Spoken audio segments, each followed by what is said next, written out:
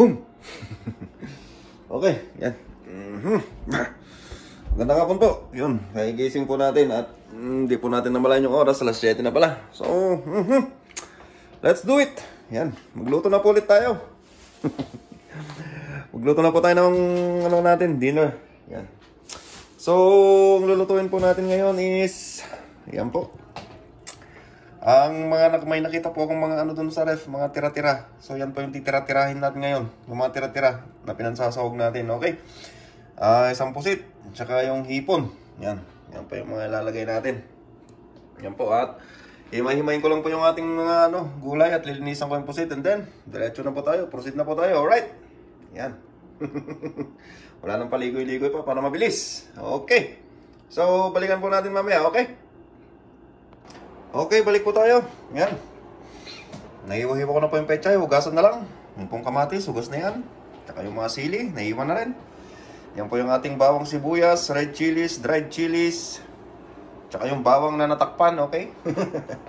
Yan po yung ating hipon. At yan naman po yung ating pusit. Yan, na rin po, nalinisan na rin po sa loob. Okay.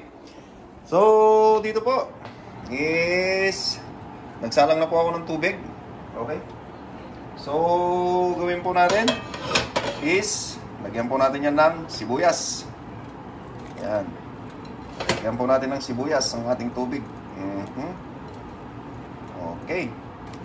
Pagkatapos po ngayon malagyan ng sibuyas, syempre, lagay na rin po natin ang ating kamatis. Yan. Lagyan na rin po natin siya ng kamatis. Okay. Ayan. So, ayan po. Tapos, gawin po natin. Takpan lamang po natin at pakuluin. Okay? At balikan po natin mamaya pag kumukulo na. Alright. So, yun po. Kumukulo na siya.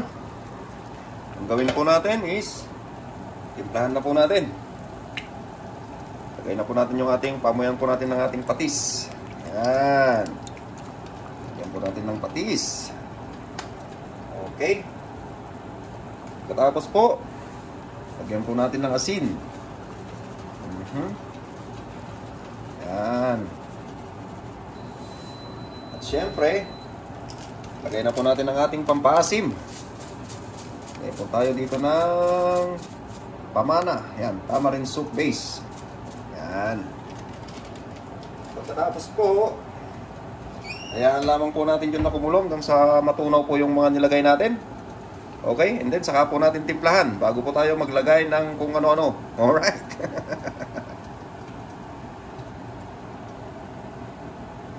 Okay. So, ayan po. Sakto na po yung timpla niya. Siyempre, lagay na po natin yung ating hipon. Yan. Lagay na po natin yung ating mga hipon. Okay. Lagay na po natin yung mga hipon natin. Yan. Siyempre, sabay na rin po natin itong ating sili. Yan. At hayaan lamang po natin yan na kumulo. Okay. Ng 1 minuto. Para po hindi ma-overcook yung hipon natin. Kasi po pag na-overcook yung hipon natin, yung balat niya po kakapit sa laman, magiging makunat. Tapos pag kinain mo, dry siya. So, kapag mga 3 minutes lang ang ganun ng luto ng hipon, madali siyang balatan and then juicy pa. Yun po yung pangkulong. Kaya hindi ko po masyadong niluluto ng matagal yung hipon niya. Kasi po nagiging siya, parang makunat. Yan. Okay po, balikan po natin pag kumulo. Alright. Pagkakulo po niya, yan po, tignan po natin, check po natin ating mga hipon. Yan. Kita nyo po, hindi pa po siya nag-ano yung mga balat niya. Okay. Hindi pa po siya kumukulo-kulubot. Yan. Pagkakulo, luto na po yan. And then, syempre, ilagay na po natin yung ating mga pechay. Yan. At ganoon din po yung gawin natin. Pagkakulo lang din po. Tapos na. At susunod na po tayo at susunod na po natin yung susunod nating luluto. Susunod nating step. Step. Alright. So, lagay lang po natin dyan. Submerge lang po natin. Yan. Submerge lang po natin yung ating mga pechay. Okay. So yan po yung mga hipon natin. Saktong-sakto lang po sa pagkakaluto niya. Hindi po makunat. Madaling balatan. Juicy. Yan. Yan po yung technique. Huwag niyo pong lulutuin ng matagal ang inyong hipon pag inaasiman dahil magkano po yan. Okay? 10 lang po and then tapos na po tayo sa ating unang luto. Okay.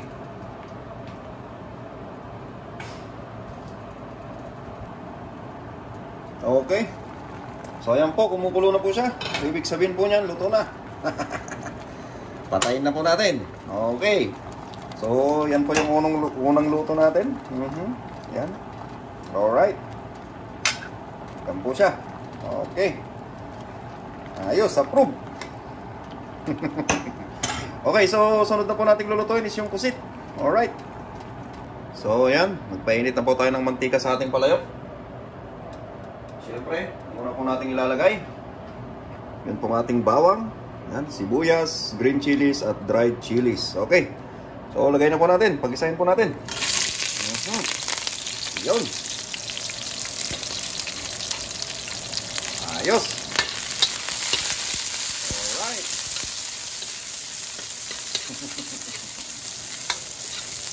Okay. So, ganyan lamang po yan. And then, antayin lamang po natin na mag-isa-gisa yung ating mga ricado. And then, babalikan po natin agad. Alright. Pagkatapos pong magisa ng ating mga ricado, lagay na po natin ang ating kamatis.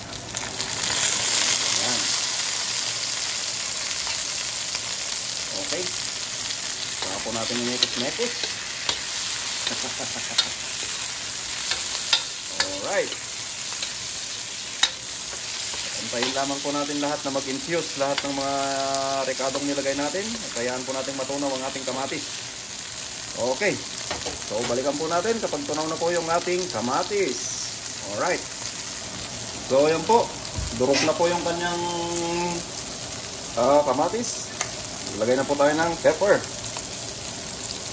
Okay. Lagyan na po natin ng pepper. Alright. Saka po tayo maglagay ng soy sauce. Yun. Okay. Tapos po natin maglagay ng soy sauce. Lagay na po natin yung ating pusit. Yan. Lagay na po natin siya.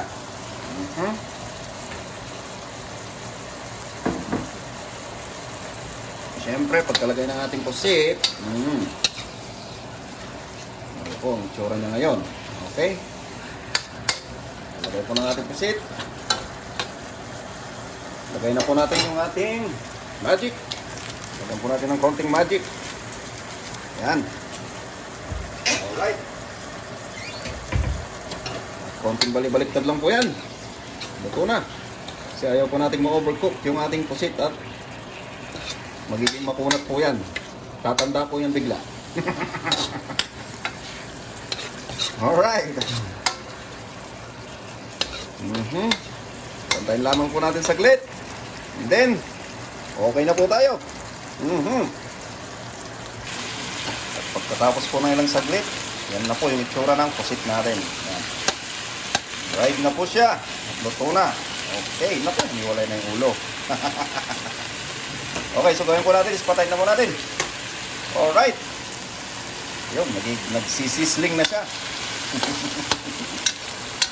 Oh my goodness, ang sarap. Alright.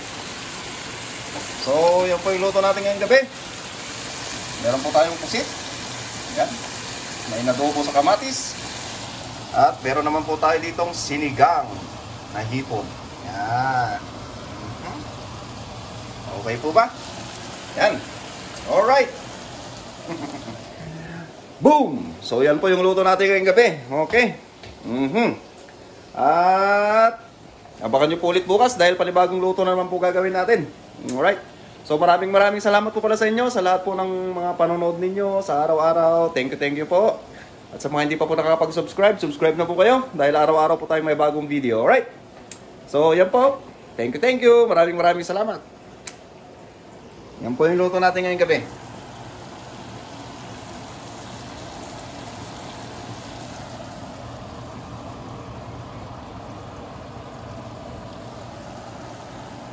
Good night po.